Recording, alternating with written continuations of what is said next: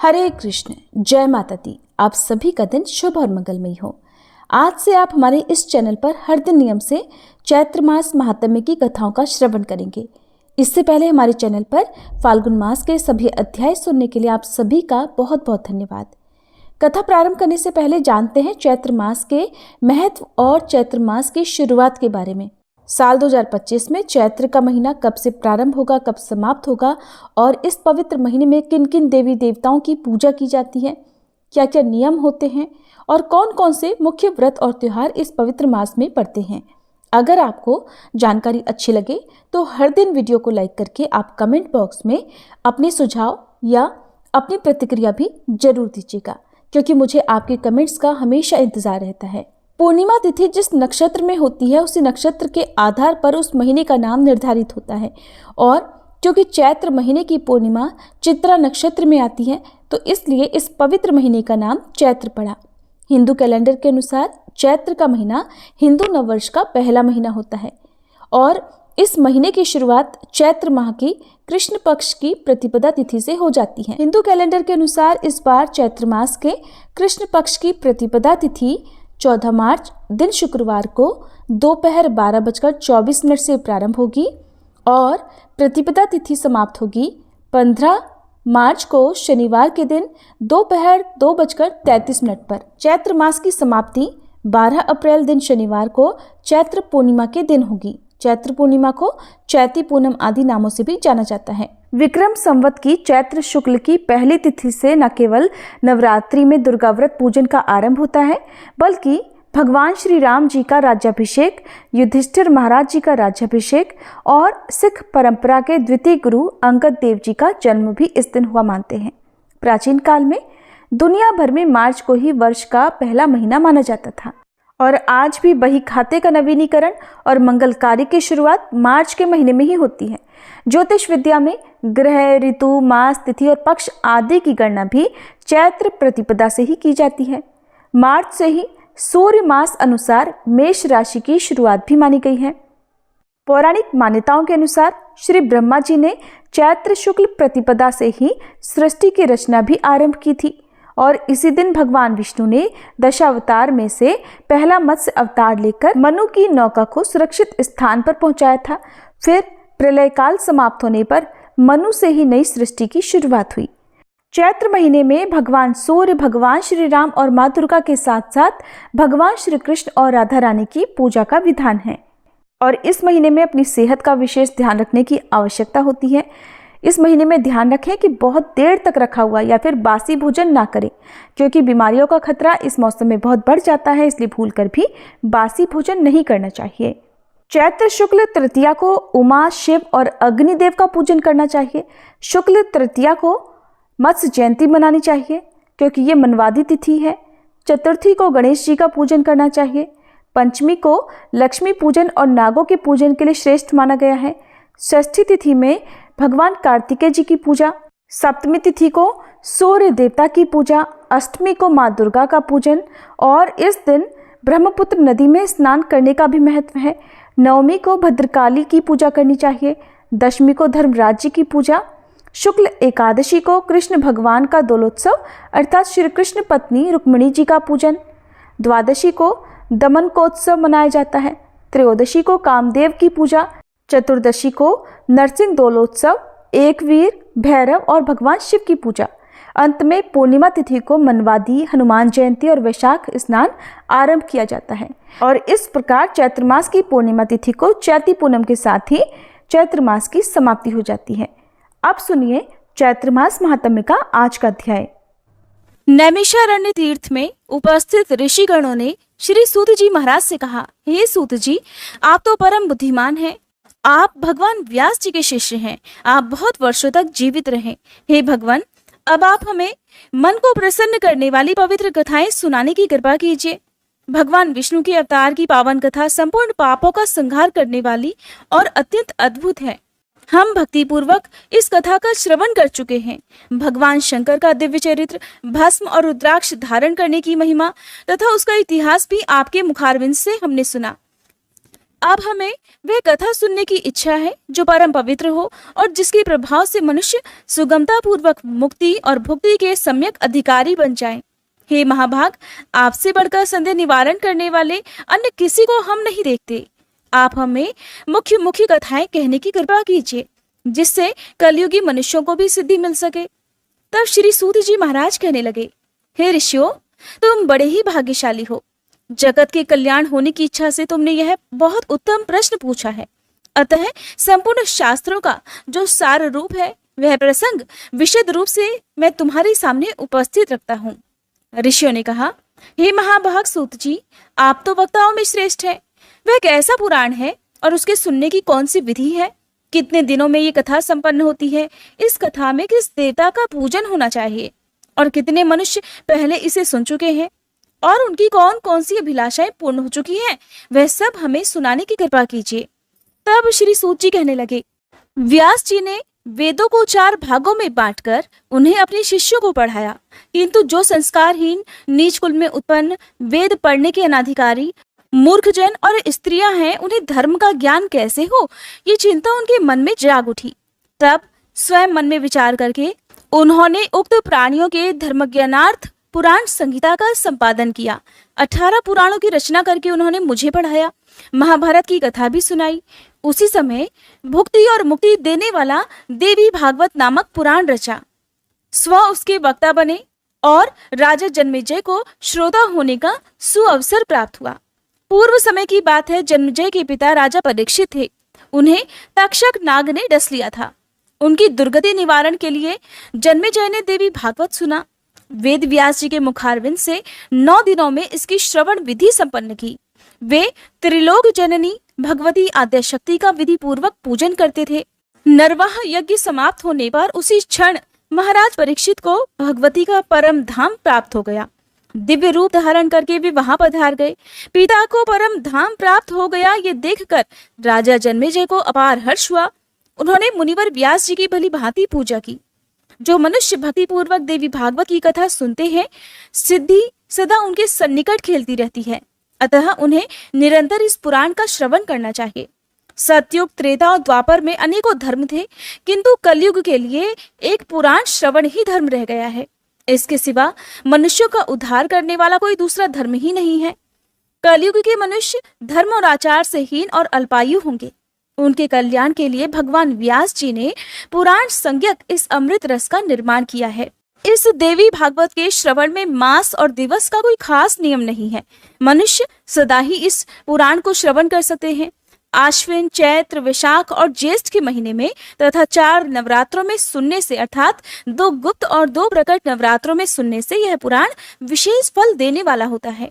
नवरात्र में इसका अनुष्ठान करने पर मनुष्य सभी पुण्य कर्मों से अधिक फल पा लेते हैं। अतः इसे नवह यज्ञ कहा गया है।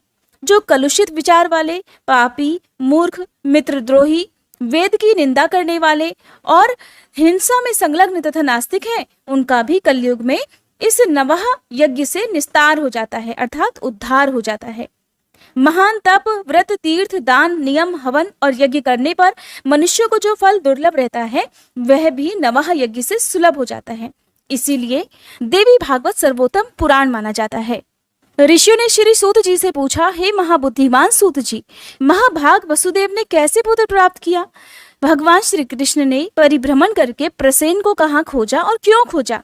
श्रीमद् देवी भागवत की यह कथा वसुदेव जी ने किस विधि से सुनी और इसके कौन वक्ता हुए, ये बताने की भी कृपा कीजिए। श्री सूत जी बोले, भोजवंशी राजा सत्राजित द्वारका में सुखपूर्वक रहा करते थे। उनके द्वारा सदा सूर्य की आराधना की जाती थी। भगवान सूर्य ने सत्राजित की भक्ति से प्रसन्न होकर उन्हें अपने लोक का दर्शन कराया। साथ ही उन्हें एक श्यामंतक नामक मणि भी दी। सत्राजित उस मणि को गले में धारण करके द्वारका आए। वह मणि अत्यंत चमकीली थी। उसे देखकर पूर्ववासियों ने समझा कि शायद सूर्य नारायण है। अतः सुधर्मा सभा में बैठे हुए भगवान श्री कृष्ण के पास जाकर वे उनसे कहने लगे, जगत प्रभु, ये सूर्य नारायण आ रहे हैं। उनकी बात सुनकर भगवान श्री कृष्ण के मुख पर मुस्कान छा गई। वे बोले, अरे बालको, ये सूर्य नहीं है, ये तो स्यमंतक मणि धारण कर सत्राजित आ रहे हैं और मणि के कारण इनकी ज्योति फैल रही है और सूर्य देव ने ही इन्हें यह मणि दी है।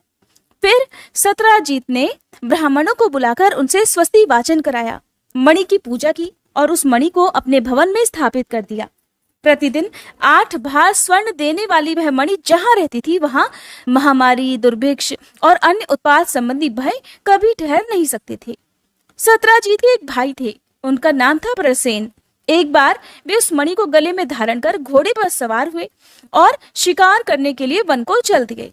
उन्हें सिंह ने देखा और घोड़े सहित मारकर वह मणि ले ली। ऋक्षराज जामवन बड़ा बली था, उसने देखा सिंह मणि लिए हुए है तो उसने बिल के द्वार पर ही सिंह को मारकर उससे वह मणि छीन ली और उसे अपने पुत्र को खेलने के लिए दे दिया।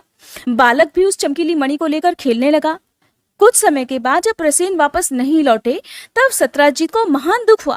कहने लगे, पता नहीं किसे मणि पाने की इच्छा हो गई, जिसके हाथों प्रसेन काल का ग्रास बन गया। फिर तो जन समाज के मुख से द्वारका में इस प्रकार किंवदंती फैल गई कि हो ना हो श्री कृष्ण ने ही प्रसेन को मार डाला है, क्योंकि मणि में उनकी आसक्ति हो गई थी। ये बात भगवान श्री कृष्ण के कानों में भी पड़ी। तब अपने ऊपर लगे हुए इस कलंक को दूर करने के लिए उन्होंने कुछ पूर्ववासियों को साथ लेकर यात्रा आरंभ कर दी। वे भयानक वन में जा पहुंचे। सिंह द्वारा मारे गए प्रसेन को उन्होंने वहां देखा। रक्त से चिन्हित मार्ग को पकड़कर सिंह को खोजते हुए वे आगे बढ़े। एक बिल के द्वार पर मरा हुआ एक सिंह दिखाई दिया। तब कृपा परवश होकर वे पूर्ववासियों से कहने लगे, तुम लोग मेरे लौटने तक यही रहना। मणि लेने वाले का पता लगाने के लिए मैं इस बिल के अंदर जा रहा हूँ। बहुत अच्छा कहकर पूर्ववासी वहीं बिल के बाहर ही ठहर गए। भगवान श्री कृष्ण बिल के भीतर वहां गए जहां जामवान का स्थान था। देखा ऋषराज का बालक मणि हाथ में लिए हुए था। उन्होंने मणि छीनने का प्रयास किया। इतने में ही धाय ने भयंकर शब्दों में गर्जना आरंभ कर दिया। धाय की चिल्लाहट सुनकर वहां तुरंत ही जामवान आ पहुंचा। उसका भगवान श्री कृष्ण के साथ युद्ध आरंभ हो गया। रात दिन लगातार लड़ाई होती रही। दोनों में 27 दिनों तक घोर संग्राम चलता रहा। उधर द्वारकावासी भगवान श्री कृष्ण की प्रतीक्षा में बिल के द्वार पर ही रुके हुए थे। 12 दिनों तक तो उन्होंने प्रतीक्षा की। फिर डरकर वे अपने अपने घर को लौट गए। पहुंचने पर आरंभ से अंत तक सारा समाचार कह सुनाया। सुनकर सबको बड़ा दुख हुआ। अब वे सत्राजीत की निंदा करने लगे। अपने पुत्र की यह कष्ट कहानी महाभाग वसुदेव के कानों में भी पड़ी। परिवार सहित वे शोक सागर में डूबने उतराने लगे। अब मेरा कल्याण कैसे होगा? इस प्रकार की अनेकों चिंताएं उनके मन में उठने लगी। इतने में ही देवर्षि नारद ब्रह्मलोक से वहां पधारे। वसुदेव जी उठकर खड़े हो गए, मुनि को प्रणाम किया, उनकी यथोचित पूजा की। नारद जी ने बुद्धिमान वसुदेव जी से कुशल समाचार पूछा।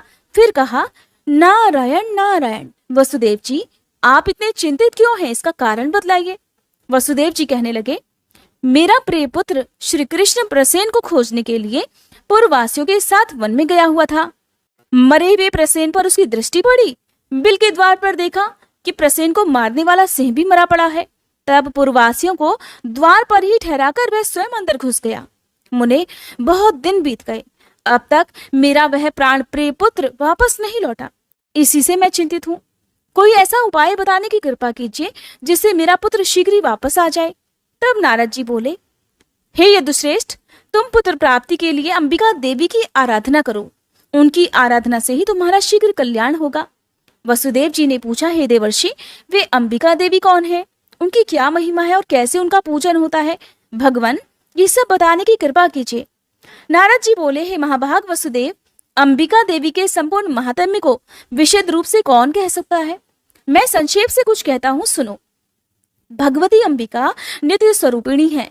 सत्यचित और आनंदमय उनका श्री विग्रह है। वे सर्वोपरि हैं। वह चराचर जगत उनसे ओतप्रोत है। उन्हीं की आराधना के प्रभाव से ब्रह्मा जी इस चराचर जगत की रचना करते हैं। मधु और कैटभ से भयभीत होने पर पितामह ने देवी की स्तुति की और वे उस भय से मुक्त हुए। उन्हीं की कृपा से भगवान विष्णु इस जगत का संरक्षण करते हैं। भगवान रुद्र पर उनकी कृपा दृष्टि पड़ी, तभी संसार के संहार में सफल हो सके। वे ही संसार बंधन में हेतु हैं। मुक्त कर देना भी उनका कार्य है। वे देवी परमा विद्या स्वरूपिणी है। संपूर्ण शक्तिशालियों पर भी उनका ही शासन रहता है। तुम नवरात्र विधि से उन भगवती जगदम्बिका का पूजन करके 9 दिनों में श्रीमद देवी भागवत पुराण सुनो। उस पुराण के श्रवण करने से शीघ्र ही तुम्हारा पुत्र लौट आएगा।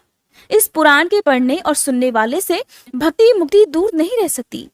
इस प्रकार मुनिवर नारद जी के कहने पर वसुदेव जी ने उनके चरणों में मस्तक झुकाया और अपार प्रसन्नता प्रकट करते हुए कहने लगे, भगवान, आपके कहने पर भगवती जगदम्बिका की कृपा प्रसाद से सिद्ध होने वाला अपना पूर्व प्रसंग मुझे याद आ गया।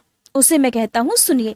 पहले की बात है, आकाशवाणी से ये जानकर कि देवी के 8वें गर्भ से कंस का निधन होगा, पापी कंस ने भय के कारण मुझे सभा में ही घेर लिया। अपनी पत्नी देवकी के साथ मुझे कारागार में जाना पड़ा। जैसे ही हमारी संतान होती, दुरात्मा कंस उन्हें मार डालता था। कंस के हाथों मेरे 6 संतानों की मृत्यु हो जाने पर देवकी के अंतःकरण में शोक का सागर उमड़ पड़ा। अब वे कल्याणी रात दिन चिंता करने लगी। तब मैंने मुनिवर गर्ग जी को बुलाकर उनके चरणों में मस्तक झुकाया, पूजा की, अनुनय विनय किया और पुत्र की इच्छा प्रकट करते हुए देवकी की कष्ट कथा उन्हें कह सुनाई। मैंने कहा, भगवान, आप तो करुणा के सागर हैं। यादवों ने आपसे दीक्षा पाई है। मुने, आप दीर्घजीवी पुत्र प्राप्त होने का साधन बतलाने की कृपा करें।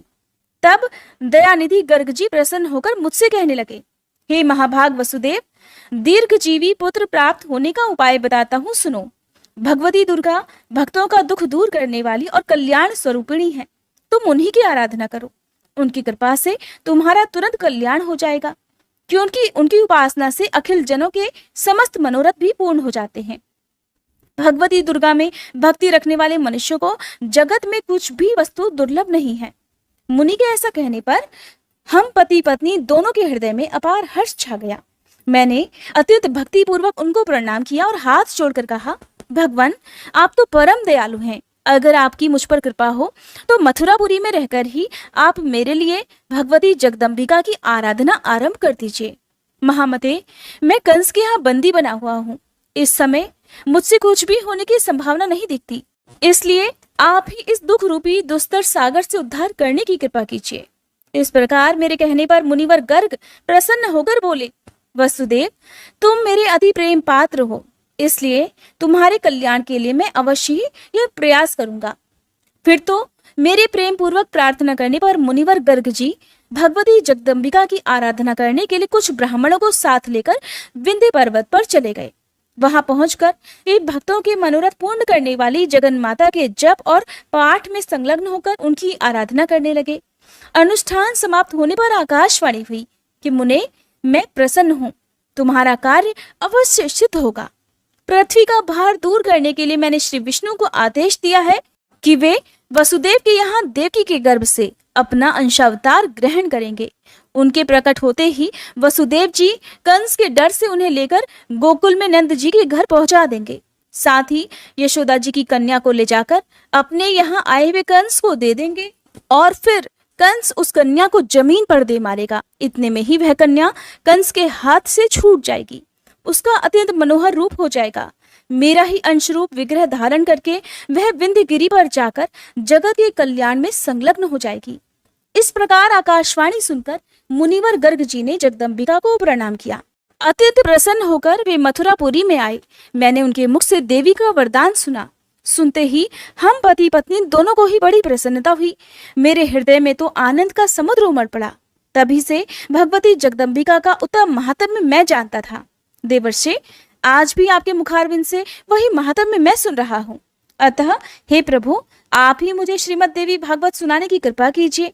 देवर्षि, आप तो दया के सागर हैं। मेरे सौभाग्य से ही आपका यहाँ पधारना हुआ है। वसुदेव जी की बातें सुनकर नारद जी प्रसन्न हो गए। शुभ दिन और शुभ नक्षत्र में उन्होंने कथा आरंभ कर दी। कथा की निर्विघ्न समाप्ति के लिए अनेकों ब्राह्मण नरवाण जप करने लगे। कुछ ब्राह्मणों ने मार्कंडेय पुराणोक्त दुर्गा सप्तशती का पाठ आरंभ कर दिया। नारद जी ने प्रथम स्कंद से कथा आरंभ की। वसुदेव जी भक्ति पूर्वक सुनते रहे। 9वें दिन कथा प्रसंग समाप्त हुआ। महाभाग वसुदेव जी ने प्रसन्न होकर पुस्तक और कथा वाचक की यथोचित पूजा की। उस समय भगवान श्री कृष्ण का जामवंत के साथ बिल में युद्ध चल रहा था। फिर भगवान श्री कृष्ण के मुष्टि प्रहार से जामवंत घायल हो गया। उसकी देह रक्त से सन गई।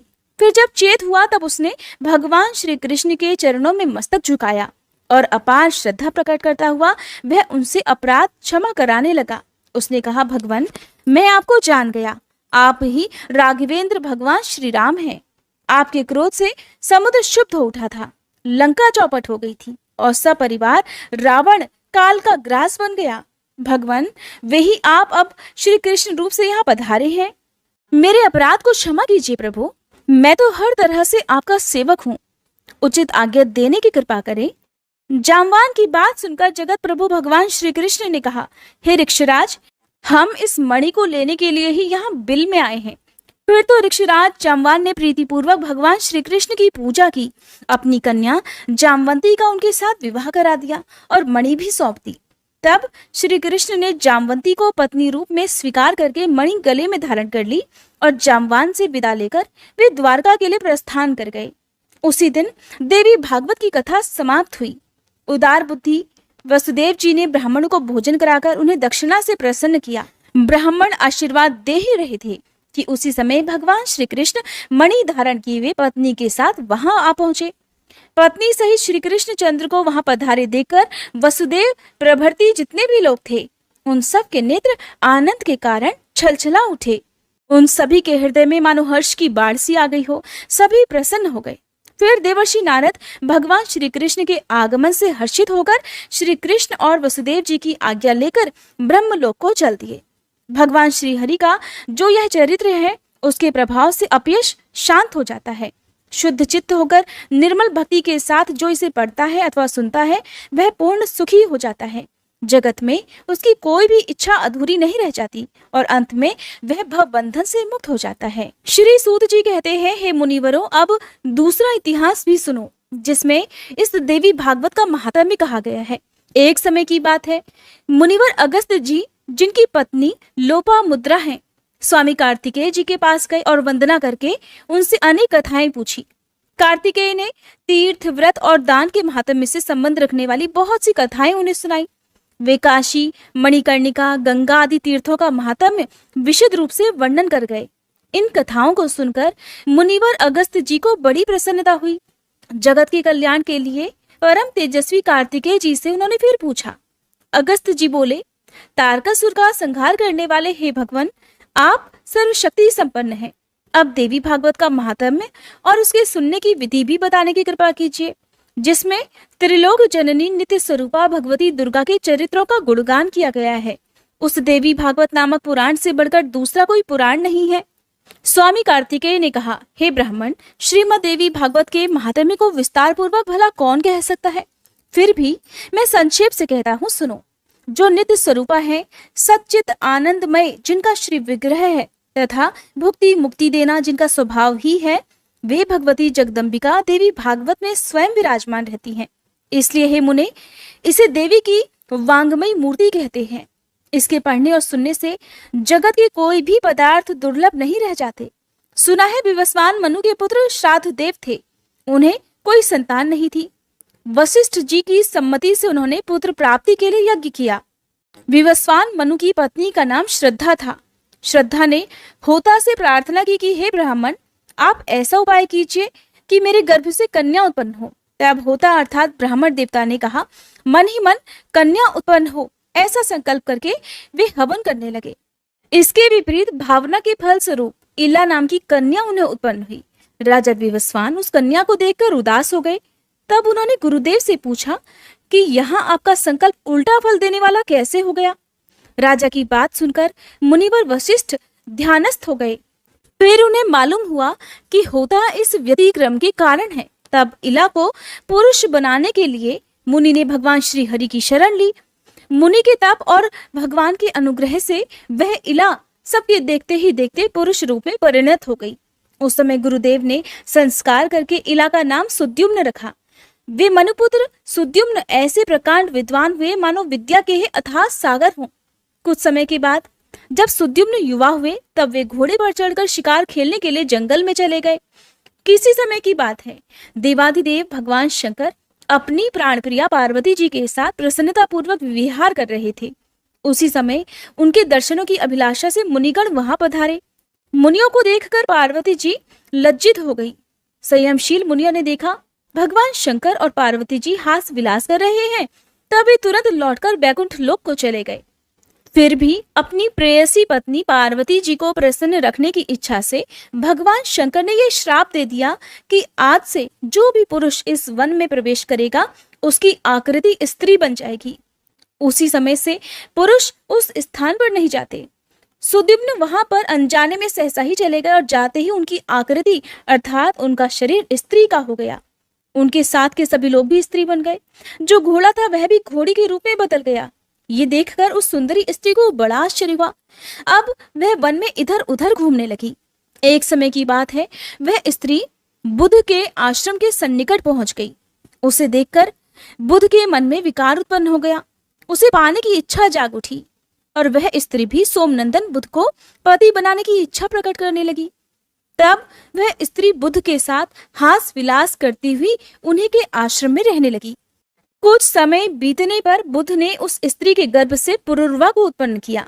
बुद्ध के आश्रम में रहते हुए उसे वर्षों बीत गए। एक दिन उसे अपना पहला वृतांत याद आ गया। याद आते ही उसके मन में दुख की घटा छा गई। फिर तो वह वहां से निकली और तुरंत ही गुरुदेव वशिष्ठ के आश्रम में चली गई। उन्हें प्रणाम करके अपना सारा समाचार कह सुनाया और पुनः पुरुष होने की इच्छा प्रकट करती हुई उनकी शरणापन्न हो गई। सारी बातें विदित होने पर वशिष्ठ जी कैलाश पर्वत पर गए।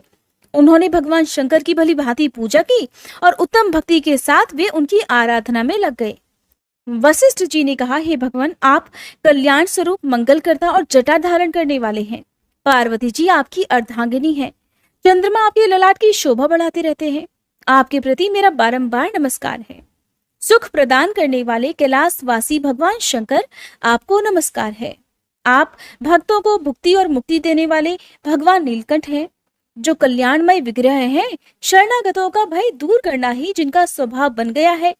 वृषभ जिनका वाहन है और शरण देने में जो बड़े कुशल हैं, उन परम प्रभु शिव को मेरा नमस्कार है, जो सृष्टि स्थिति और संहार के समय ब्रह्मा विष्णु और रुद्र रूप धारण किया करते हैं, जो वर देने में सदा तत्पर रहते हैं। उन देवाधिदेव त्रिपुरांतक भगवान शंकर को नमस्कार है। यज्ञ करने वालों को यज्ञ फल प्रदान करने वाले यज्ञ स्वरूप भगवान शंकर को बारंबार नमस्कार है। सूर्य चंद्रमा और अग्नि को ही अपने तीनों नेत्रों में स्थापित करने वाले गंगाधर भगवान शंकर, आपको नमस्कार है।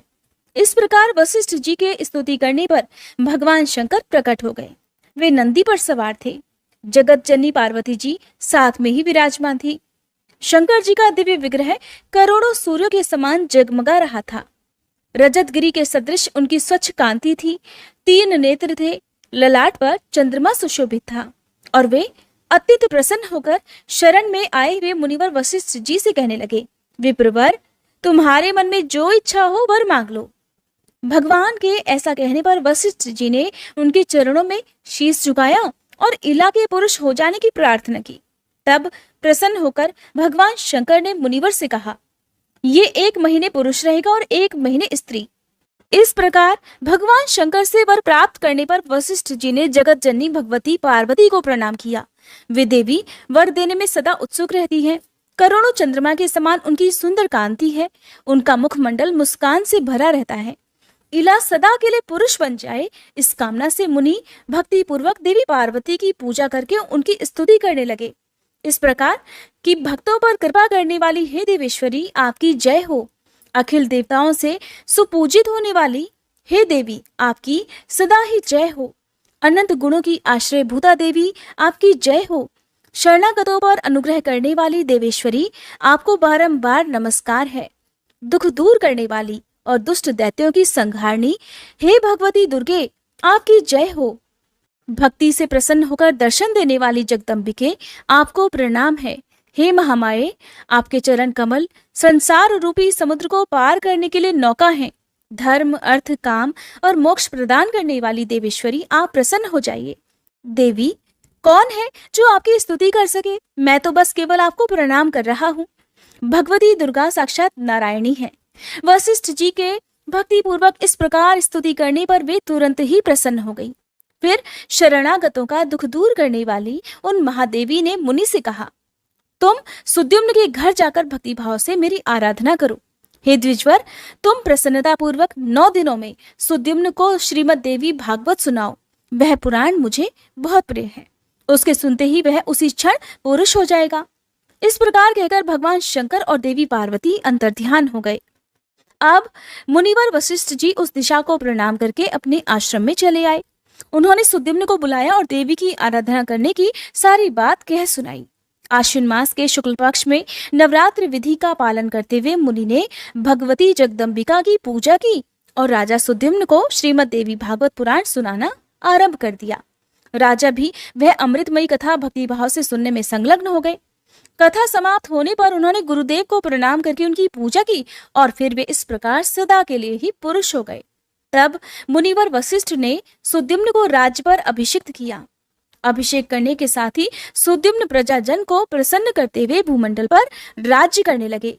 उन्होंने तरह तरह के यज्ञ जिनमें प्रचुर दक्षिणा दी जाती है, उन सब से देवी की पूजा की।